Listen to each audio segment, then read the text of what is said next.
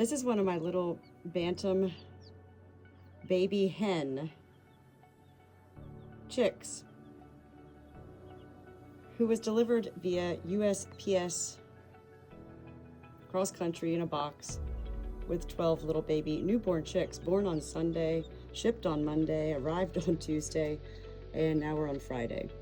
And this is the one little chick, little gray one. They're all different. Here's little Polish bantam hens. These are miniature hens, and they're all hens. They were sexed to be hens. And then there's Amelia over here, who's about 3.5 weeks old, which is what happened the first round of our order of mail order chicks. Well, 7 of the 12 died. What a journey this has been. So, this has been, I don't like to use the word a lot, because what does that mean, redefined? It is a lot, and yet I love a lot. You have to have the different temperatures for the newborn baby chicks, and so we need it right about there. That's even getting a little warm, but whatever. And then over here, you want it to be a little bit less temperature. But this girl here, 3.5 weeks old, she doesn't need it that hot. This is way hot for her. So I do love that the brooder, I can come over here and crack this open a little bit to add some air in there, which does help her. I noticed at first, several days ago, that her beak was open because she was hot. And that's not been an issue since, I adjusted the temperature and all of that. This little girl right here, this is amazing me. She's really not been thriving, and yet she is alive, so she's definitely got some will to survive. Here she's just been standing this whole time. She got pasty butt. She didn't do well arriving. She drank more than 3 times the size of her body water with electrolytes on her own upon the moment I took her out of the box on Tuesday, and has not been acting like the other ones, has been off to herself, all the signs of being, a sickly chick. And yet nobody is pecking at her other than kindly. The pecking order begins immediately. And so I continue to rely. Well, you learn to try to not interfere with human-related emotion. This is a baby chick. So what I think she needs as a human doesn't necessarily mean that's what she needs. So I continue to love observing the pecking order right from the get-go.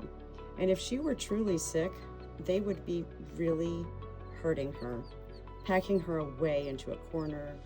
No, they're not doing that.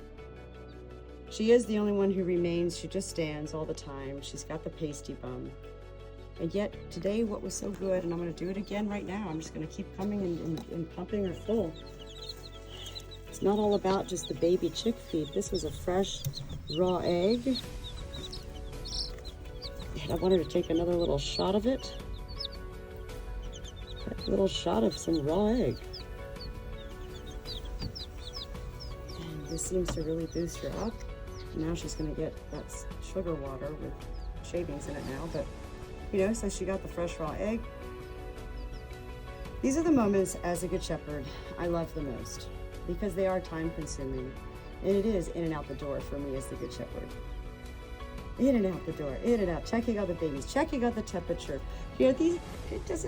All life is so, look at this, Amelia is 3 weeks, this whole moment is so beautiful. So here she's gonna walk over, she's got that jolt of raw egg in her. What I want to see is for her to lay down. And the thing about pasty bum, not all baby chicks get it, and yet you really do have to be careful with it. And it's several times a day, warm, wet cloth, dab, dab, dab to the vent area.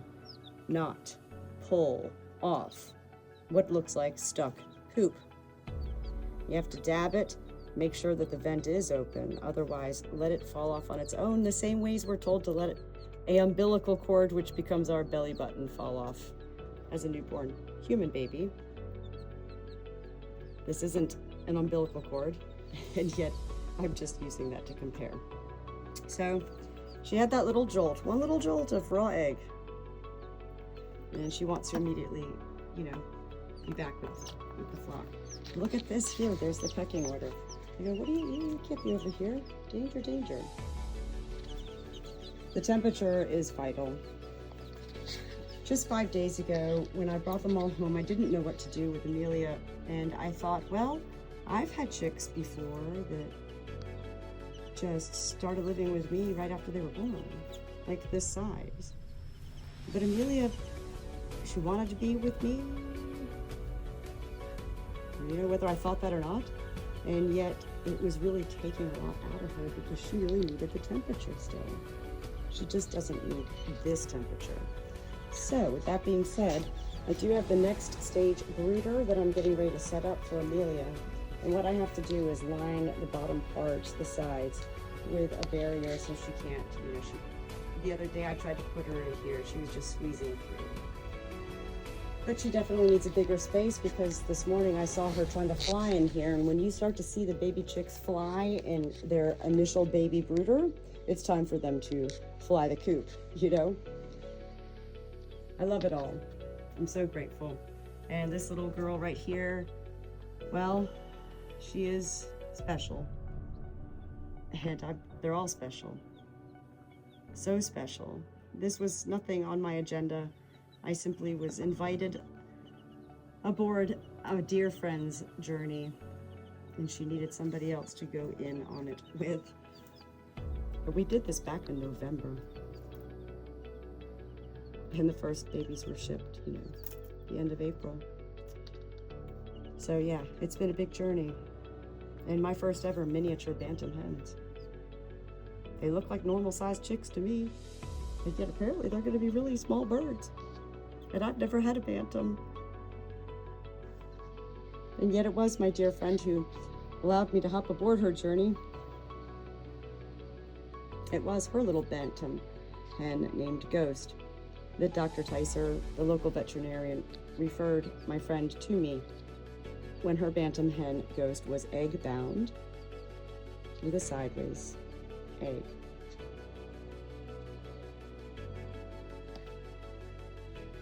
Ghost was her name, and she survived. And it was a long journey. She had several x-rays. I was bringing her back and forth to the vet. She stayed with me here on the farm for many, many weeks. And we never could get the ruptured egg out. It did rupture. And she was on antibiotics and all of that. She never had a problem. She always appeared happy. And she went home. And I believe several weeks later, I think she was taken by wildlife.